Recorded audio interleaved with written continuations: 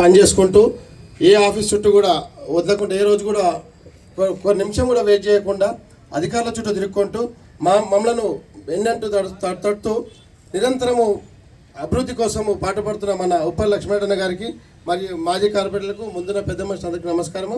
మరి ఈరోజు శ్రీనివాస్ రెడ్డి గారు, సాయి చంద్రశేఖర్ అని చెప్పినట్టు గత 2.5 సంవత్సరాలు మేము చేసిన అభివృద్ధి వేరు.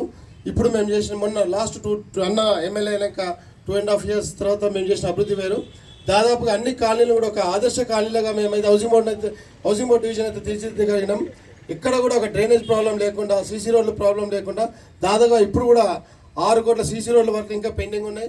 7 కోట్ల రూపాయలు మొన్న అన్న అలా బాక్స్ డ్రైన్లు మమ్మల్ని అడిగి దాన్ని ఎక్కడెక్కడైతే బాక్స్ డ్రైన్లు అవసరం ఉన్నాయి మొత్తం కూడా హౌసింగ్ బోర్డ్ డివిజన్ మొత్తం కూడా ఎక్కడ కూడా బాక్స్ డ్రైన్ వరకు ఉండకుండా మొన్న రీసెంట్లీ శాంక్షన్ 7 కోట్ల రూపాయలు శాంక్షన్ చేయించినాం. అదే కాకుండా ఈరోజు చుట్టుపక్కల ఏ నియోజకవర్గంలో కూడా ఉప్పల్ నియోజకవర్గం తప్ప ఏ నియోజకవర్గం లేకుండా ఒక స్టేడియం శ్రీనివాస్ రెడ్డి గారు చెప్పినట్టు మనం స్పోర్ట్స్ కాంప్లెక్స్ 10 కోట్ల రూపాయలతో ఇంటర్నేషనల్ లెవెల్లో ఒలింపిక్ స్టాండర్డ్లో స్పోర్ట్స్ కాంప్లెక్స్ దేనికి దాదాపుగా కమిషనర్ల దగ్గర కానీ ఎప్పుడంటే అన్న ఎలక్షన్ అప్పుడు మేము కూడా ప్రచారం పోయినప్పుడు అక్కడ పిల్లలు ఒక 200 మంది పిల్లలు ఆడుతుండే.